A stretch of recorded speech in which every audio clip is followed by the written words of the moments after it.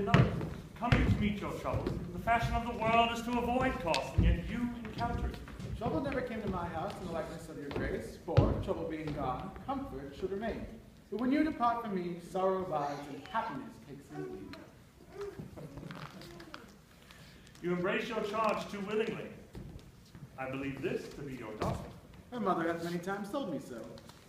Were you in doubt, sir, that you asked her? No, Signor Benedict, but then were you a child? I hold your blazing to be true. We can guess by this being as you are, being a man. Surely the lady doth father herself. Be happy, lady, for you are like an honorable father. If Signor Leonato be her father, she would not have his head on her shoulders, for all Messina is like him as she is. I wonder you still be talking, Signor Benedict. Nobody mocks you. What? My dear Lady Disdain, are you yet living? Is it possible Disdain should die while she hath meat food to feed it, Signor Benedict? Courtesy itself would convert to Disdain if you came into her presence. Then is courtesy a turncoat. But it is certain that I am loved of all ladies. Only you accept it. And I would I could find in my heart that I had not a hard heart, for truly I love none. Ah, dear happiness to women, else they'd be troubled with a pernicious suitor. I thank God in my cold blood I'm of your humor for that. I think I'd rather hear my dog bark at a crow than hear a man swear he loves me. God keep your ladyship still in that mind, so some gentleman or other shall escape a predestinate scratched face.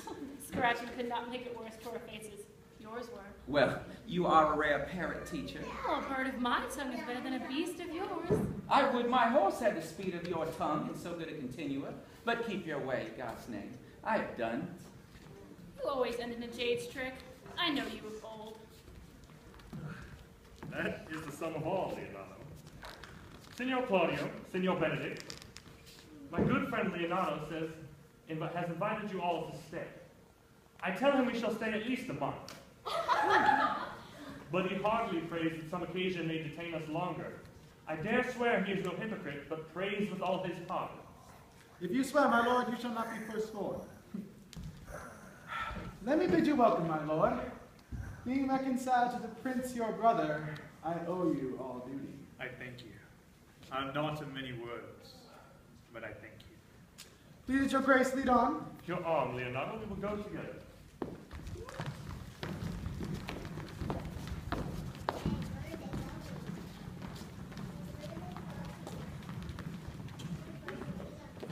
Benedict, didst thou note the daughter of Signor Leonardo? I noted her not, but I looked on her. Is she not a modest young lady? Do you question me as an honest man should do for my simple true judgment? Or would you have me speak after my custom as being a professed tyrant to their sex? No, I prithee, speak in sober judgment. Why, faith, methinks she's too low for a high praise, too brown for a fair praise, and too little for a great praise. Only this accommodation can I afford her, that were she other than she is, she were unhandsome, and being no other but as she is, I do not like her. Thou thinkest I'm in sport? Tell me truly how thou likest her. Would you buy her that you inquire after her? Can the world buy such a jewel? Yea, and a case to put it into. But speak you this with a sad brow, or do you play the flouting jack to tell us Cupid is a good hair finder and Vulcan a rare carpenter? Come, in what key shall a man take you in the song? In mine eye, she is the sweetest lady that ever I looked on. I see yet without spectacles, and I see no such matter. There's her cousin, and she were not possessed with a fury, exceeds her as much in beauty as the 1st of May doth the last of December. But I hope you have no intent to turn husband. Have you? I would scarce trust myself, though I'd sworn the contrary. If Hero would be my wife. Does it come to this? In faith, hath not the world one man that he will wear his cap with suspicion? Shall I never see a bachelor of 80 again? Go to, I faith, and thou needst thrust thy neck into a yoke, wear the print of it, and sigh away Sundays.